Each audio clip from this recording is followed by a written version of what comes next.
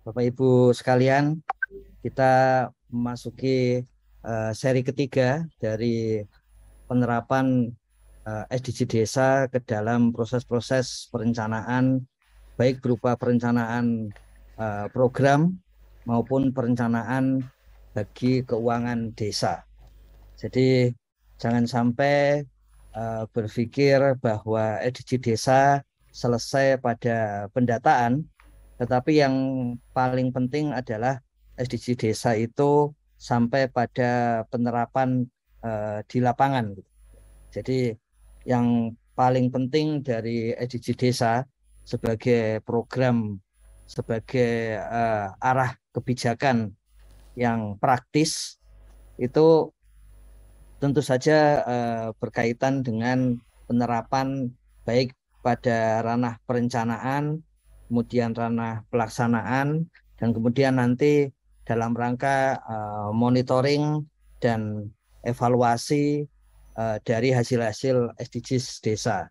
Jadi kalau kami bisa sampaikan secara ringkas bahwa tujuan kita pada pagi hari ini dan kemudian nanti uh, akan berakhir besok ya seri ini jadi 4 seri untuk menunjukkan bagaimana hasil-hasil dari 18 tujuan SDG desa itu kemudian diterapkan ke dalam RPJM desa, RKP desa, dan sistem keuangan desa.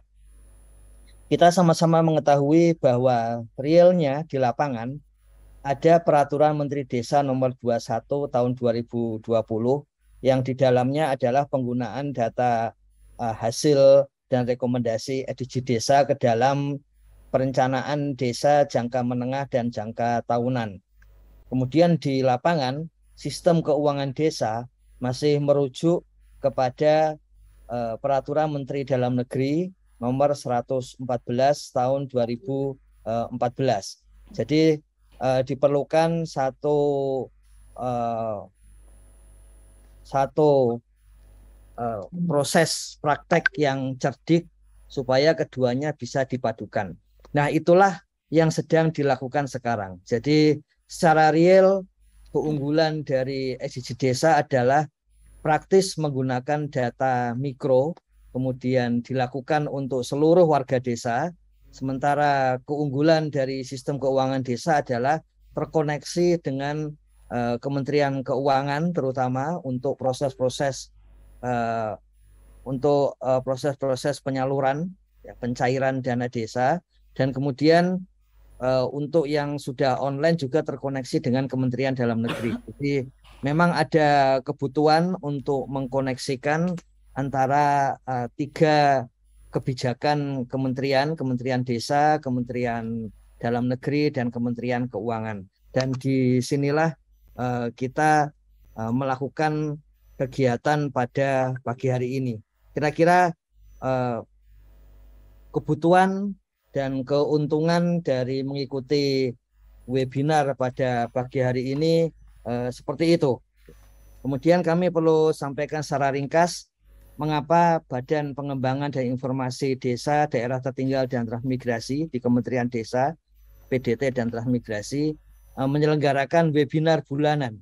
Dan khusus pada bulan Agustus 2022, webinar bulanan ini mencakup implementasi atau praktek SDG Desa dari tujuan 1 sampai tujuan 18. Sekitar sebulan yang lalu pada bulan Juli, Ibu Novi menyampaikan hasil tulisan beliau mengenai bagaimana implementasi SDG Desa ke dalam sistem keuangan desa. Satu hal yang dibutuhkan oleh desa. Sebelumnya sekitar bulan Februari itu pendamping desa dari Bali sudah melakukan hal serupa. Kemudian pendamping desa dari Sangir Talaut juga sudah melakukan hal serupa.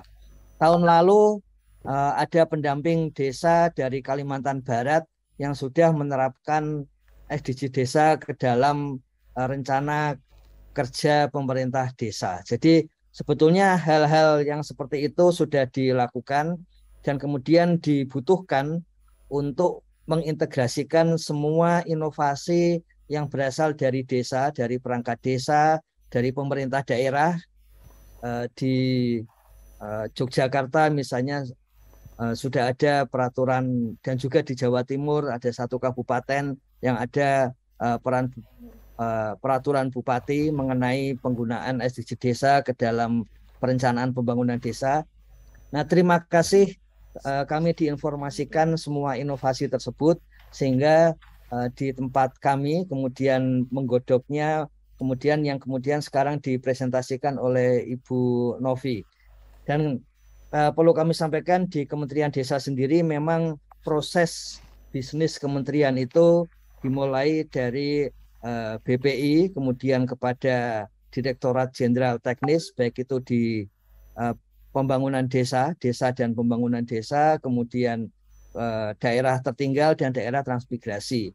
Kemudian dukungan fungsi terhadap proses bisnis tersebut dilakukan oleh Direktorat Jenderal Pengembangan Ekonomi dan Investasi, kemudian BPSDM, serta Sekretariat Jenderal dan Inspektorat Jenderal. Kemudian khusus berkaitan dengan BPI memang perlu menyampaikan satu basis ilmu pengetahuan dan data di dalam mengembangkan kebijakan. Jadi evidence based bahkan scientific based policy making itulah yang dilakukan oleh BPI. Dan proses webinar bulanan pada dasarnya adalah menyampaikan hasil-hasil scientific based penyusunan kebijakan di Kementerian Desa. Kira-kira konteksnya seperti itu. Kemudian di dalam Kementerian Desa sendiri juga basis awalnya adalah dari layanan data dari pusat data dan informasi yang kemudian dikembangkan oleh pusat pengembangan kebijakan dan kemudian oleh inovasi kebijakan. Perlu kami sampaikan bahwa bengkel HAKI, hak atas kekayaan intelektual dan inovasi desa itu dikembangkan oleh pusat pusat inovasi kebijakan. Memang diketahui bahwa salah satu hal yang penting pada saat ini agility atau kemampuan kebijakan yang bisa menyesuaikan kondisi lapangan itu membutuhkan inovasi-inovasi. Dan salah satu ekosistem inovasi penting adalah desa dan Kementerian Desa. Jadi setiap inovasi dari desa yang disampaikan kepada Kementerian Desa itu menjadi bahan yang penting untuk menyusun kebijakan-kebijakan yang lebih inovatif ke depan. Demikian juga hasil-hasil atau pertanyaan-pertanyaan yang muncul pada akhir webinar itu didiskusikan dan kemudian menjadi bahan-bahan untuk peningkatan kualitas kebijakan desa ke depan. Kemudian Kementerian Desa dalam hal ini BPI itu memastikan kepada semua pihak bahwa kami akan selalu atau pasti kreatif menyelenggarakan segala tugas dengan cepat dan ada kepastian bahwa yang sudah kami kerjakan akan diselesaikan sampai jadi. Nah, kita ketahui bahwa SDG Desa satu karya dari Menteri Desa, PDT dan Transmigrasi yang kemudian menjadi arah kebijakan pembangunan desa, daerah tertinggal dan transmigrasi. Kalau kita lihat nanti Bapak Ibu sekalian bisa melihat bukunya secara e-book baik melalui misalnya Google Book maupun melalui Gramedia Book dan sebagainya. Dan sebentar lagi beliau menyampaikan bahwa buku trilogi yang kedua yang isinya adalah ukuran-ukuran yang beliau sampaikan bahwa sebagian dari ukuran itu silakan diinterpretasikan sebelum nanti beliau sendiri memberikan pemikirannya yang kemudian kita coba susun seperti pada saat ini. Yang jelas menurut Peraturan Menteri Desa nomor 21 tahun 2020 di situ tahapan pembangunan desa tidak lagi dimulai dari perencanaan, kemudian pelaksanaan dan evaluasi, tapi dimulai dari pendataan. Jadi satu inovasi yang saya masih ingat pada waktu penyusunan eh, peraturan Menteri Desa ini, eh, Pak Menteri sendiri hendak memastikan bahwa mulainya harus dari pendataan untuk memastikan bahwa proses pembangunan desa sendiri itu memang berbasis pada data dan informasi, terutama keunggulan dari pembangunan desa adalah data dan informasi tersebut bersifat mikro. Jadi beliau menyampaikan beberapa hal yang perlu kita ubah dalam pola pikir kita. Yang pertama bahwa basis datanya adalah mikro. Basis datanya adalah yang ada di desa. Dan di situ disebutkan ada by name, by address, menurut warga dan menurut keluarga. Kemudian yang kedua, bahwa itu semuanya berbasis pendekatan partisipatoris. Seringkali terlewat bahwa meskipun datanya angka, sebetulnya SDG desa itu pengambilan datanya partisipatoris. Dalam beberapa diskusi dengan kementerian dan lembaga lain misalnya, ada kesepakatan mengenai metadata atau ukuran-ukurannya, tapi yang belum banyak disepakati adalah bahwa meskipun ukurannya sama, tapi cara pengambilan datanya dari desa, dari Kementerian Desa adalah berbasis partisipasi. Jadi diambil oleh warga, dikelola oleh warga, dan data realnya, data raw datanya adalah dimiliki oleh warga desa. Jadi ini basis-basis DOM dari, oleh, dan untuk masyarakat desa yang memang menjadi basis partisipatory sensus dari SDG desa. Jadi perlu diingat itu hal yang kedua. Hal yang ketiga adalah bahwa seluruh datanya adalah milik desa dan yang bisa mendownload, yang bisa membuka datanya itu hanya admin desa.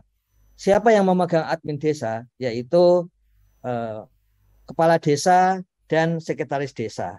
Kenapa kepala desa? Karena kepala desa adalah pimpinan yang mengepalai desa. Kemudian yang kedua, sekretaris desa adalah sebagai ketua Pokja Relawan Pendataan Desa. Makanya kedua pihak ini yang memiliki kuasa atas data. Kalau istilah dari Wonogiri di dalam pawai kemerdekaan kemarin, ada desa-desa yang menyampaikan daulat data desa. Nah, daulat data desa itulah bagian dari kedaulatan desa secara keseluruhan yang memang dimulai dari proses pendataan.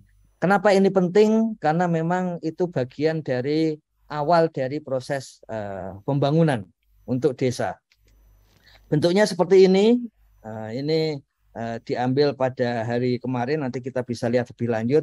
Tapi intinya bahwa pada saat ini 96 juta kuesioner warga, 28,6 juta kuesioner keluarga, 339,4 ribu kuesioner RT dan 27 ribu kuesioner desa. Ini yang sudah dikumpulkan oleh desa sendiri. Dan di bagian kiri itu adalah menu-menu yang bisa dibuka oleh admin desa. Baik berupa capaian SDG desa, kemudian rekomendasi, kemudian profil desa, kemudian data masing-masing desa, bahkan untuk editing dan untuk download dari data masing-masing desa. Kemudian bagaimana untuk publik di luar admin desa itu bisa membuka seluruh data yang ada di Kementerian Desa melalui SID, singkatan dari Sistem Informasi Desa, sid.kemendesa.go.id. Semua data yang dimiliki Kementerian Desa untuk publik disajikan di sini. Baik itu data rekap, sehingga rekan-rekan dari kabupaten bisa membuka untuk level kabupaten, melihat berapa capaian SDGs desa level kabupaten, bisa dilihat di situ. Berapa BUMDes di kabupaten, berapa yang sudah berbadan hukum dan yang belum, ada di sana juga. Kemudian berapa nilai indeks desa membangun untuk rekapnya, publik bisa melihat di situ. Kemudian untuk aspek apa namanya itu detailnya ada di informasi kondisi desa. Kemudian ada beberapa hal yang dalam proses seperti kemiskinan ekstrim. Ini mesin di Kementerian Desa itu melakukan pengolahan 2.500-an desa per hari. Makanya mungkin ada yang belum terolah, jadi mohon maaf atas hal ini. Kemudian di bagian akhir itu ada nama pendamping desa serta kontak Sapa Desa. Jadi Sapa Desa ini adalah tim yang dibentuk oleh Menteri Desa, PDT dan Transmigrasi yang setiap sore melaporkan hasil-hasil menyapa desa dari tim ini langsung kepada Bapak Menteri Desa. Kemudian hasil dari EDG Desa 2021 menunjukkan demikian. Kira-kira seperti inilah hasilnya, yaitu bisa diketahui misalnya berapa warga desa yang miskin ekstrim 7,7 seluruh Indonesia dari 62 ribuan desa. Kemudian berarti kemiskinan ekstrim di desa itu baru mencapai sasaran harusnya 0%, ini ternyata masih 54%. Ya. Jadi ya, hitungannya adalah hitungan yang digunakan oleh Bank Dunia dan BPS, yaitu sebesar 11.900 per orang per hari. Ya. Kalau sekarang ada revisi dari BPS menjadi 10.700 per orang per hari. Nanti akan disesuaikan sesuai yang ada di BPS. Kemudian selain nasional, sebetulnya rekomendasi untuk tiap-tiap nasional, provinsi, kabupaten, kecamatan, dan desa itu juga sudah disusun. Nah, rekomendasi ini muncul sampai tahun 2030. Artinya, sebetulnya tabel 2022 sampai 2030 itu adalah tabel dari roadmap SDGs desa atau tabel peta jalan SDGs desa. Yang hendak disediakan lebih lanjut adalah narasi dari tabel itu. Jadi dengan demikian, kalau sekarang tersedia tabel peta jalan di desa, sebentar lagi akan disampaikan narasi terhadap tabel-tabel tersebut. Dengan demikian desa, kecamatan, kabupaten, provinsi, dan nasional tinggal mendownload dan kemudian bisa mengetahui peta jalan SDGs desa. Bagaimana untuk memadukan dengan yang kelurahan sehingga menjadi peta jalan satu kabupaten? Ini contohnya ada satu kabupaten di Bali yang melakukan sensus SDGs desa juga di level kelurahan. Jadi bukan hanya di level desa, tapi di level kelurahan. Sehingga terbaca semua data dari seluruh kabupatennya.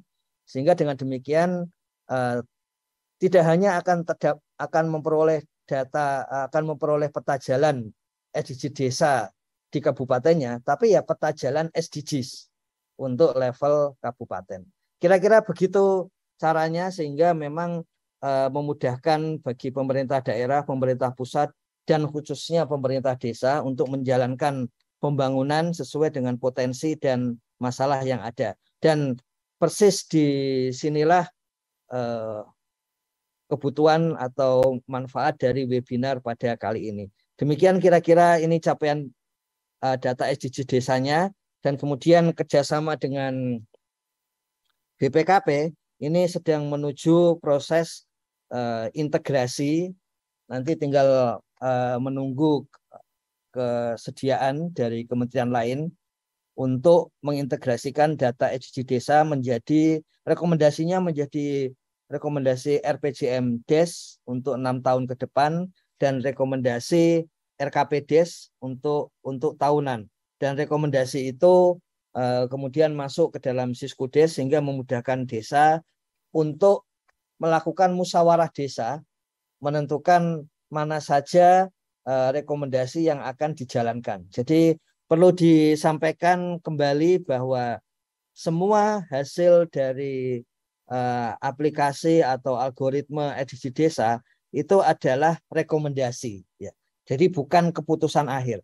Keputusan akhir tetap pada desa melalui musyawarah desa. Kemudian kesepakatan dengan BPKP yang sekarang dalam proses pembangunan adalah sistem akuntabilitas untuk pembangunan. Ya. Bukan keuangannya, tapi pembangunan. Bagaimana outputnya, outcome, dan impact. Yang kalau sekarang para pendamping desa sudah mulai memasukkan ke dalam aplikasi Monef Dana Desa. Di situ terbaca penggunaan tiap anggaran direncanakan untuk HG Desa nomor 1 sampai 18 serta program-program yang penting lainnya. Kemudian Bapak Ibu sekalian bisa melihat secara keseluruhan sebetulnya data SDG desa itu bisa dibaca bagi admin dan pendata itu melalui dashboard strip sdgs.kemendesa.go.id. Ini kondisi realnya, kondisi apa namanya, yang di situ bisa dicek skor capaiannya. Ya. Kemudian dari skor capaian, misalnya ini capaian nasional, kemudian di tiap capaian dilihat skornya tiap aspek, ya, tiap aspek seperti itu. Kemudian untuk pemerintah daerah bisa membandingkan antar kalau nasional membandingkan provinsi, provinsi membandingkan antar kabupaten, kabupaten membandingkan antar kecamatan, kecamatan membandingkan antar desa, seperti itu. Kemudian selain itu rekomendasi, misalnya ini rekomendasi nasional, ini menunjukkan inilah tabel peta jalan SDG desa. Tinggal tadi kami sampaikan narasi terhadap tabel ini yang akan disusun juga secara elektronik, sehingga tinggal mendownload dan kemudian hasil kesepakatan desa mana yang akan digunakan, berarti tidak diubah. Kalau yang tidak digunakan, tidak diputuskan, tidak dijalankan dulu karena ada prioritas yang lain, maka tinggal di-delete. Seperti biasa, delete lebih mudah daripada menulis. Jadi ini semua rekomendasi desa dari semua tujuan sudah ada. Yang dilakukan Ibu Novi adalah setelah rekomendasi ini ada. Setelah rekomendasi ini ada, bagaimana memasukkan ke dalam RPJMDes, memasukkan ke dalam RKPDes, dan kemudian memasukkan ke dalam sistem keuangan desa. Di bagian isi kuesioner ini tiap enumerator itu bisa mengisikan kuesionernya, dan kemudian khusus untuk admin desa ini bisa mendownload data dari kuesioner tersebut, khusus untuk admin desa. Kami ingin sampaikan permohonan maaf bahwa ada permasalahan migrasi database, tapi ingin kami sampaikan kepada Bapak Ibu sekalian bahwa silakan menghubungi Sapa Desa tadi, dan kemudian nanti akan bisa melihat secara detail berapa jumlahnya. Per hari ini ada 1.015.491 pendata. Pendatanya ada, kalau kita lihat pendatanya ada 914.516 pendata. Kemudian admin desanya ada 71.125 admin desa. Jadi kalau ada yang masih tidak muncul dan sebagainya, seharusnya semuanya sudah muncul dengan username NIK dan password adalah nomor HP yang didaftarkan. Silakan dicoba kembali. Kalau masih belum muncul juga, silakan menghubungi Sapa Desa di tiap kabupaten.